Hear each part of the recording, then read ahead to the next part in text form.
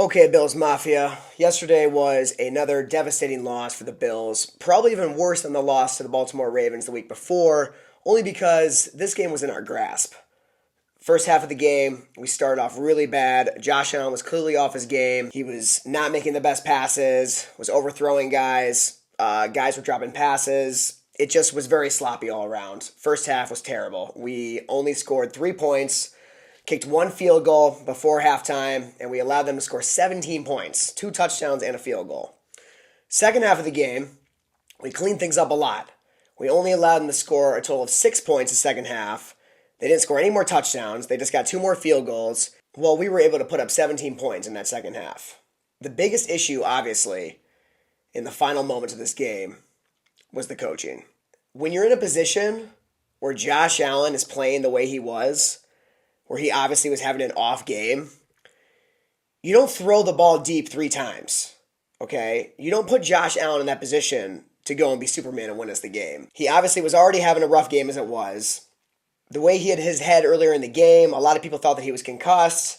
I'm not going to jump to any conclusions because I'm not a fucking doctor. If he got cleared in the blue tent to come back out and play, then I have to assume that the Buffalo Bills did their job and evaluated him and made sure that he was not concussed.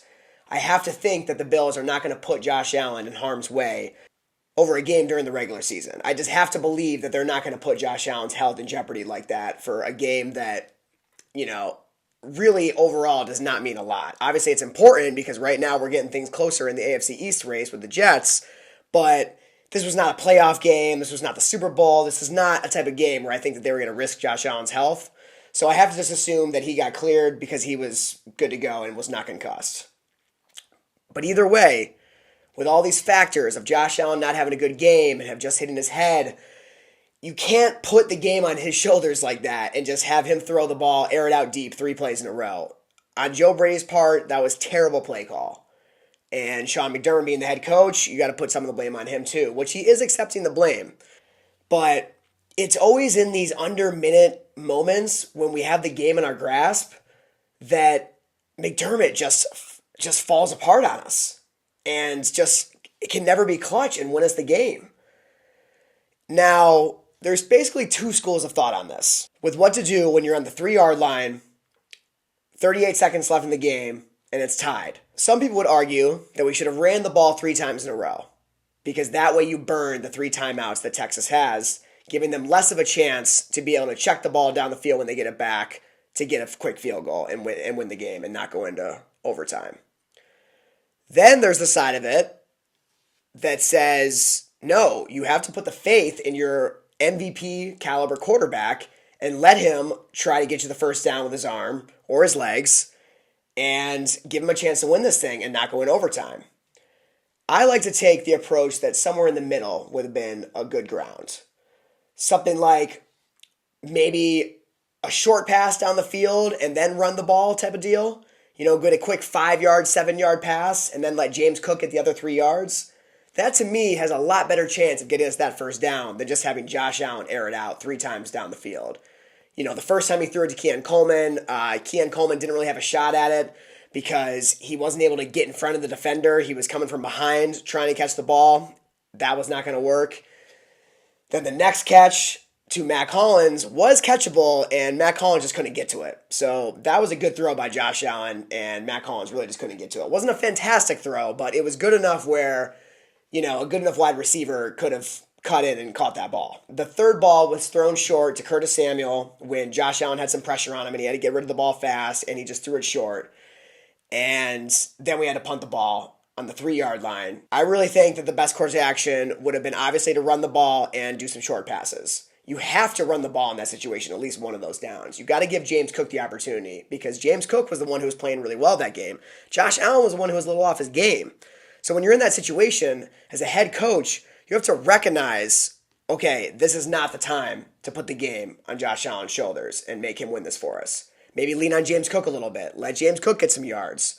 At least get it a little closer so that if James Cook, say you start the play with a run, and then James Cook gets you 7 yards, then there's a pretty good chance that Josh Allen can use his own legs and get us the 3 yards and get the first down the next play. So we really just didn't set ourselves up for success by throwing it 3 times in a row, and that's on Joe Brady. It's cool for McDermott to take the blame and, accept that on his own behalf, but Joe Brady's the one calling those plays. So Joe Brady needs to be better there. He needs to make better play calls in that situation. But on the other side of things, if you do just run the ball 3 times in a row and then we punt the ball and we still give them good field position and then they kick a field goal, they might not have any timeouts left because we ran the ball 3 times in a row, sure. But there's still a possibility that that punt is so short that they can kick a field goal and make a 62-yarder and win the game. And then you didn't even give Josh Allen a chance to try to win the game for us. And that's not a good look. You got to trust him to an extent.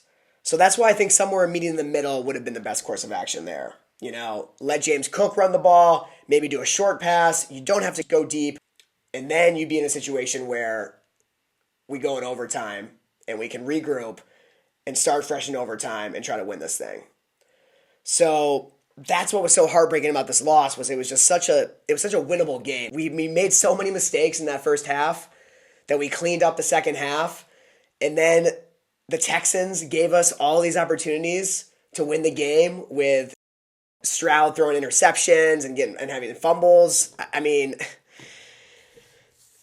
there were just so many opportunities for us to win that game. And then we still couldn't capitalize and win it. And that's when Sean McDermott has to be looked at in the situation because this seems to be a pattern. In these clutch situations, he's just not clutch. And I'm not going to go completely aggressive with this and be like, we got to fire Sean McDermott, get him out of there. Because to be fair, in the 7 seasons we've had Sean McDermott, he's got us to the playoffs 6 of those years. And before that, we didn't make the playoff for 17 years. So it's easy for people to forget about what it was like being a Bills fan before Sean McDermott came around. But I'm not going to forget that. And I'm always going to respect Sean McDermott for getting us out of that playoff drought and making us a good franchise. But at the same time, it is possible that Sean McDermott is the guy who can get us the playoffs, but maybe he can't get us the Super Bowl. Maybe this is like where Sean McDermott gets capped out because he just doesn't have that clutch ability to go out and win us the game in under a minute. And I think that we have all the tools on the field to win in those situations, but it's always the play call that sets us up for failure, and then we end up losing when we're down to those 1 minute to win tie game situations. It happened a bunch of times last year. It's continuing to happen this year. And at a certain point, you got to start questioning the coaching. So let me know what you guys think. Drop a comment below. Don't forget to like and subscribe. But really, I'm just curious what you guys think about this situation. Should we really point the finger at McDermott? And is it time to start thinking about maybe getting rid of McDermott for next year? Or is Joe Brady going to be called into question here?